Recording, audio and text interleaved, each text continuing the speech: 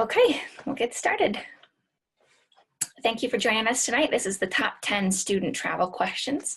I am Jessie Wachter, one of our global program advisors with Rustic Pathways.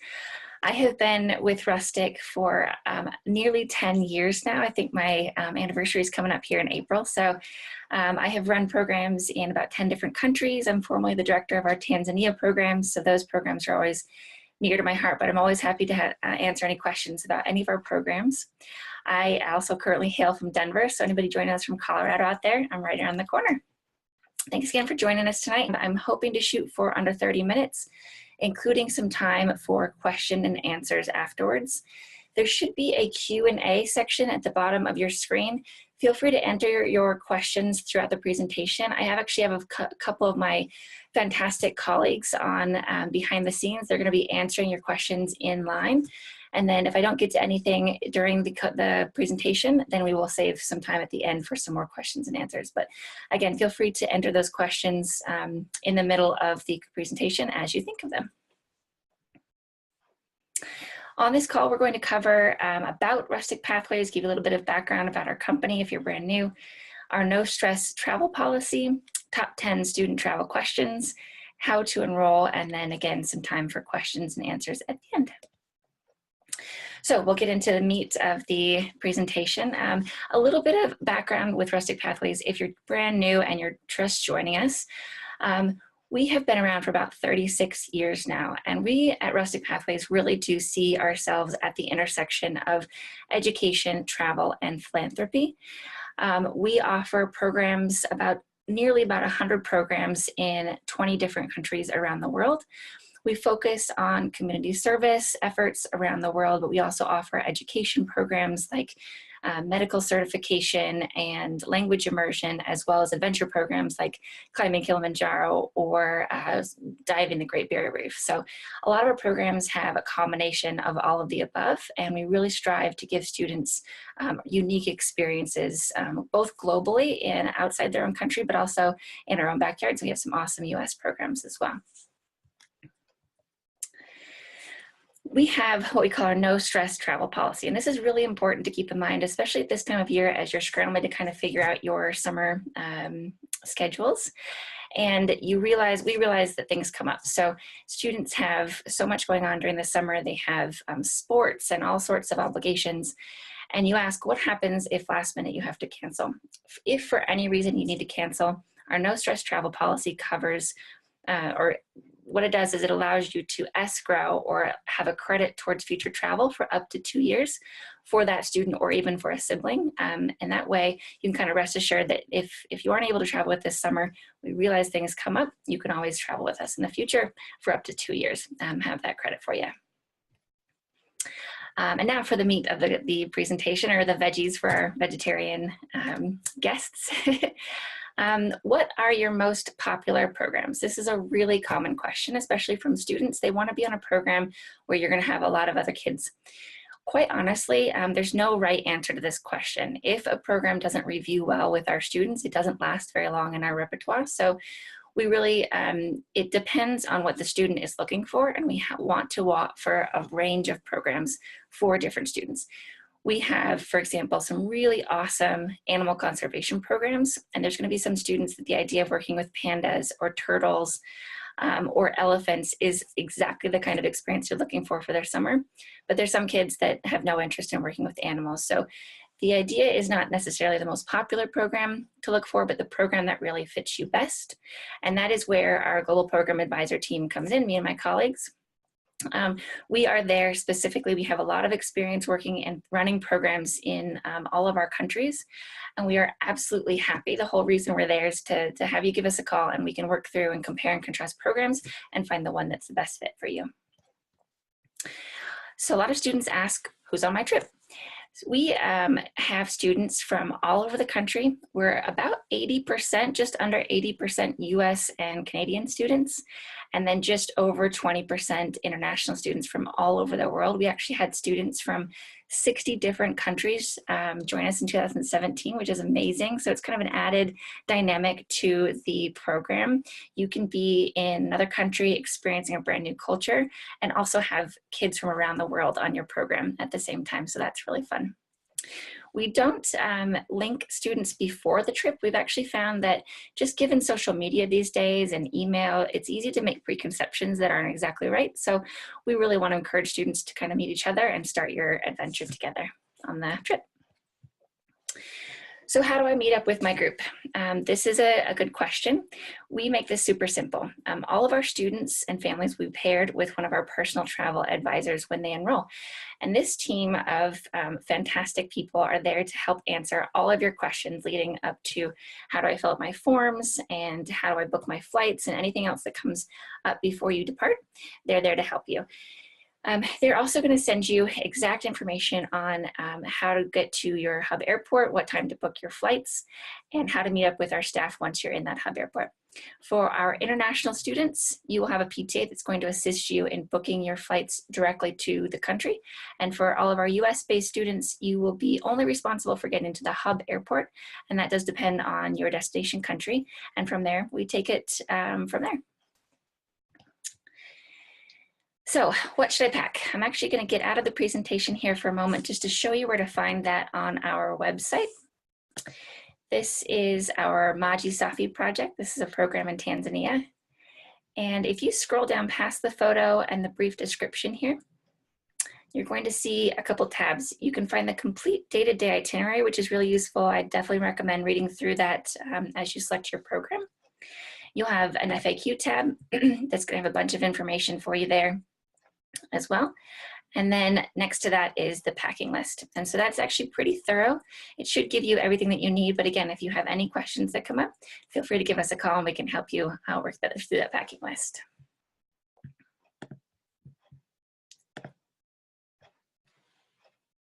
And again, if I'm moving too quickly and there's some questions that come up, feel free to use that Q&A feature and we will get to that at the end of the presentation. So can I bring a cell phone? This is also a really common question and it's something that's ever evolving. We really want to give students the chance to completely disconnect from your devices. This is a really rare opportunity to really fully immerse in the experience and be present and be there with your brand new friends and getting everything you can out of the experience. So while we don't completely ban cell phones just yet, we do actually find them to be really useful on travel days so you can connect up with your parents when you come back. There will be very specific times in which you're allowed to use your cell phone, and most of our programs do not offer Wi-Fi. There are some, so again, that depends on the program, and you can give us a call if you'd like to find out. As far as parents, you will always have access to our emergency hotline, and you'll also be receiving emails from our staff to let you know that they arrived safely and that they're in good hands. So you will receive news from us about your student, but we do want to encourage students to be disconnected.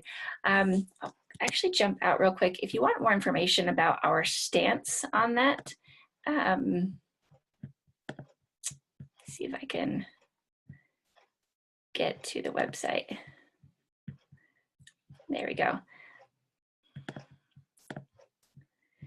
Well, there's an easy way to find a blog, which has a ton of really useful information. But if you just type cell phones into our blog, there are a couple blog posts here. There's an open letter to students with cell phones and an open letter to parents about cell phones. Really great information about our stance on cell phones and can kind of provide some more information for you.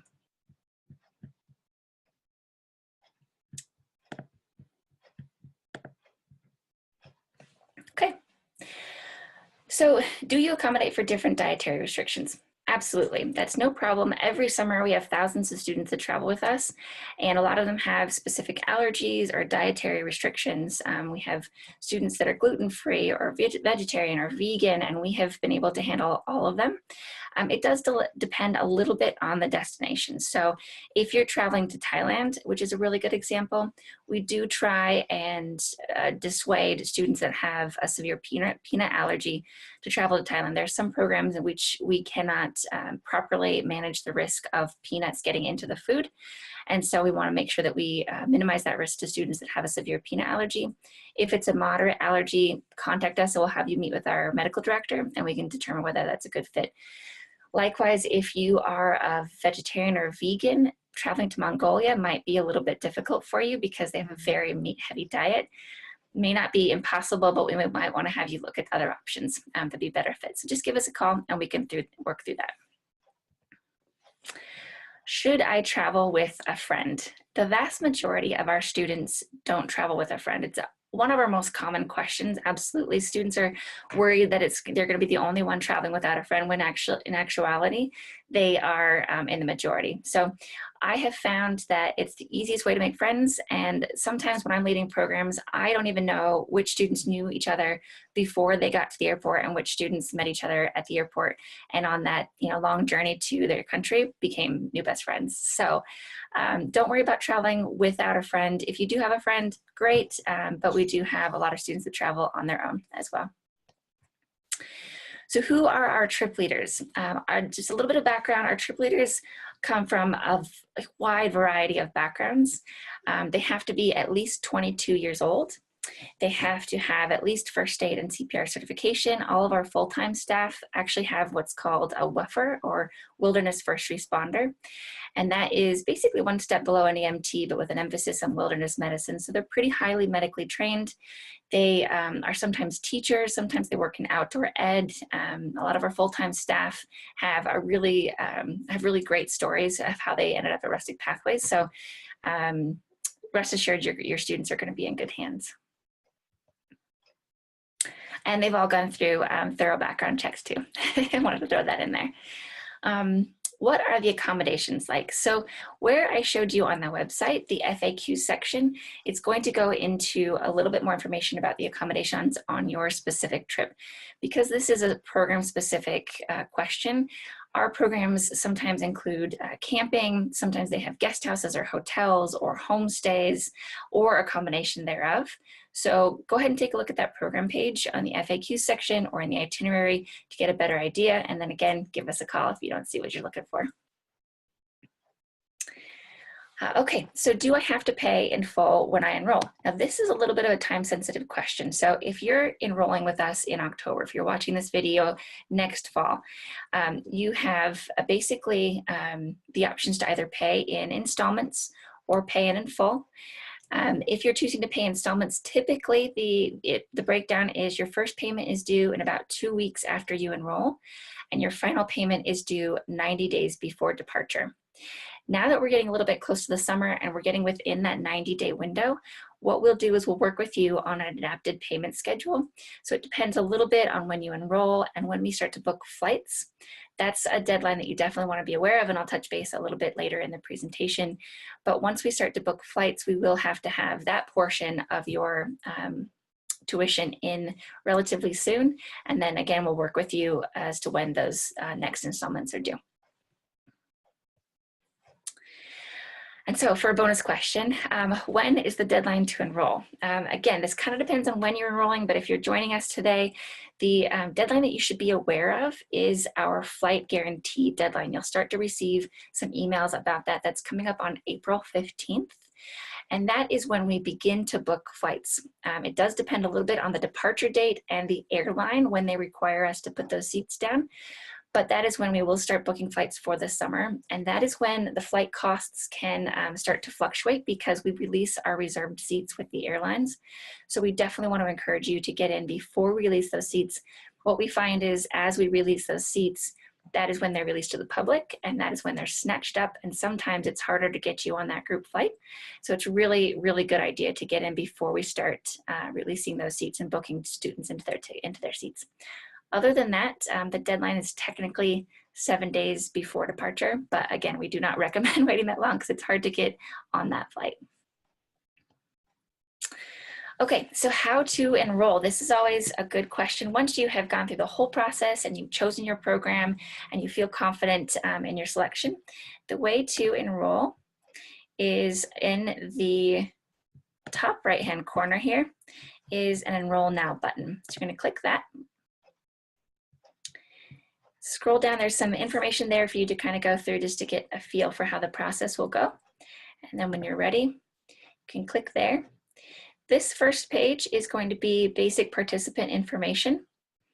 And then as you go through, you're going to give parent information, you're going to select your itinerary, and then you'll select whether you want some optional costs, whether you're going to include some Rustic gear or a travel insurance, for example. And then finally, you'll get to the payment page. On the second page of the application is where you're going to enter a referral code if you happen to have one. And now we have some time for questions. So as we've been going through, hopefully you've been getting answers to your questions behind the scenes, but we did save some time now to do some questions live. And I'm going to have some of my colleagues send me the most important questions, or the questions that are burning up back there. So we've got a question about the best way to choose a program. And that's a really good one. I'm going to show you on our website what I typically recommend people. This is the Find Programs menu. You can see that you can search by country, but you can also search by type and by interest. And these by interest categories are super helpful. They help narrow down the options.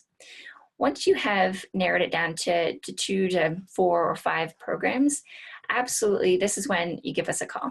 So again, we have experts on the line. We are not a call center. We have staff that have been around for 10 plus years as myself and have run programs all over the world in all of our countries.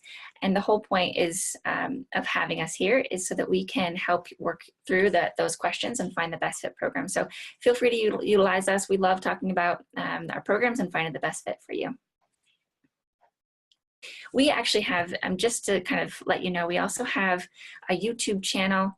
We're on social media, we're on Facebook. We have an awesome blog for both students and parents. Some of the content there comes from alumni families, outside resources that we find really useful. So definitely check out the blog that's here under the Who We Are section, and blog right there.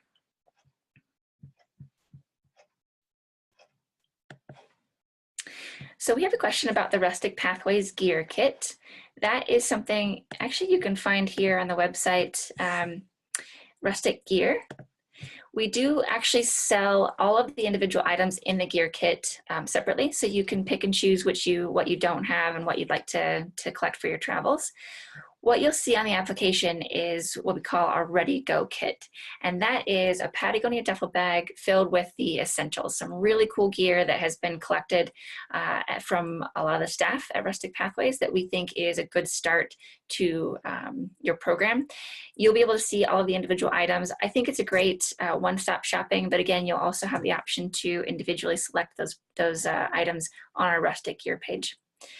And we have some awesome gear designed by our designers that you should definitely check out. Even if you didn't think you were interested in it at first, I bet you'll find something that you like. So here's a question about what is the average age for our programs? Great question. Our programs actually are for ages 12 to 22. So we have a series of programs called Young Explorers that you can find under the Types of Programs section on the Rustic Pathways page. Right here, Young Explorers, that's for 12 to 14-year-olds. We have the meat of our offerings is between 14 and 18, and we have some programs that are 15 and up, some that are 16 and up, so you can see underneath the title of the program what the age range is. And then we also have our summer college programs and our gap year programs, so we have quite the offering for all ages. If you're worried about being either the youngest or oldest on your program, don't worry about that. Give us a call. We do have some programs that tend to skew younger or older. The majority of our programs, quite honestly, usually get a really good range of programs. It's usually a slight bell curve or an even mix between ages. And what we have found is that it's a little bit different than when you're in school and you're divided up in these like very neatly defined freshman, sophomore, junior, senior. On our programs, it's actually really nice for younger students to get time to interact with older students, and older students to get time to sort of be that big brother or big sister to the younger students. Our staff are actually specifically trained also to sort of engender that group dynamic. So don't worry about it too much, but if you would prefer to be on a program with your age group, give us a call and we can help select those programs for you. Got another question. It looks like, can you recommend good programs for first-time travelers? So I absolutely can. My colleagues can as well if you give us a call. But that is also one of the categories under by interest. So if you click there, first-time travelers, that'll give you a good set of programs to choose from. And also, I would recommend our base house programs. If you go under by type and you select base houses, you may have a question, what are our base houses? And that is a good question. Our base houses are properties that we own and operate year-round in various countries around the world. So this is usually a great place for students to start. It always has flushing toilets, electricity, showers, comfortable beds. Some of our base houses have swimming pools, and they're located right on the coast. And there's usually photos of our base houses on the website, so you can take a look at those, get a better feel for those. But those are a little bit more comfortable accommodations, less off the beaten path, and a great place to start if you're a first-time traveling with Rustic Pathways. Do we have any more questions coming in? Oh, okay, here's a good one. What are the academic requirements for going on a trip, and do they vary depending on the trip? So we do not have any academic requirements. We have a couple programs that are scholarship programs, such as our by invitation only program. That is a program that we run one session of every year, and that does have a slightly more intensive application process that you go through. You'll submit a video application and several essays, but most of our programs are first come, first serve. So there's no prerequisites. We don't require any teacher recommends or anything like that. It's just finding the best fit program for you and then submitting an application. Another thing I want to point out too, when you're choosing a program, is underneath this by type section, we have our critical issue programs. I didn't mention this earlier, and I did want to point that out. Critical issue programs are an awesome series of programs for students who are looking to dive a little bit deeper into a particular topic that is facing your generation. So for example, this first one here, this is the Maji Safi project. Maji means water and Safi means clean in Swahili, and this is in Tanzania, and it's dealing with clean water issues in Tanzania. So students are going to be directly involved in building rainwater catchment systems and working with our local partners in providing clean water sources for rural communities in Tanzania. And they'll not only be participating and building and working with their hands and working alongside the community members, but you're also going to be working with nonprofits in the area and learning about what goes into building a nonprofit and some of the challenges that they face. And it's absolutely fascinating opportunity. And that's just the same as all of these other programs that you're going to find in the critical issues section. Vanishing Cultures of the Rainforest in Costa Rica, Race in America, La Nina Andina, the Women's Initiative Program in Peru. Go ahead and I challenge you to look at these programs and see if any of these really seem to call out to you, because these are going to be the programs that are super powerful experiences, and you're going to come back from these programs just with a really deep knowledge of that particular topic, and something that you can kind of carry forward if you're looking to study that perhaps in college. So we've got a good question about financial aid. That's another great question. Underneath how it works here, you can find the financial aid section. I will note today's broadcast, this is March 13th, and the deadline to apply for financial aid this year is March 19th. So it's right around the corner. If you are looking to apply for financial aid, you'll want to take a look at this right away. We do offer scholarships for our high school programs, high school summer programs, as well as our gap year programs. So this is a page you can take a look at and read more about that. Any other questions out there? Hopefully we're getting through them. But if not, again, give us a call anytime.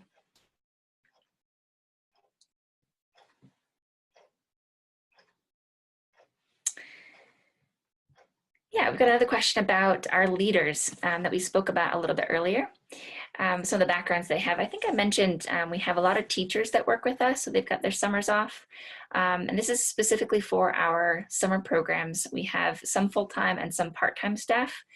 We always try to have a mix of local and non-local staff whenever possible on our programs, which again adds that deeper dynamic to the program. So your student might be in Thailand and they're going to have a staff member, hopefully from either the US or from Australia or England, and then paired with, when we have either 2 or 3 or sometimes 4 staff on a program, they'll be paired with local staff. So they'll get a local guide that will teach them local language and local sayings, and they'll be able to show the students the program from their perspective, since they're actually from that area, which is really, really nice and an awesome thing that we do try and invest locally as well and have staff from all those countries.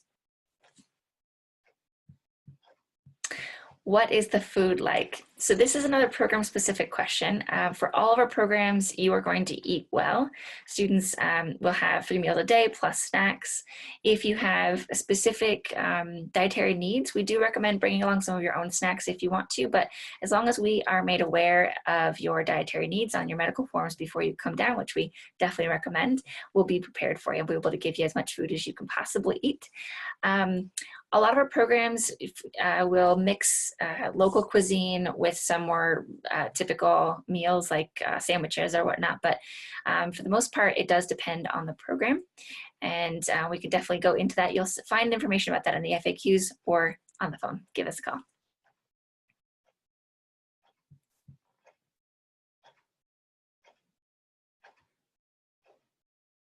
Great question so far.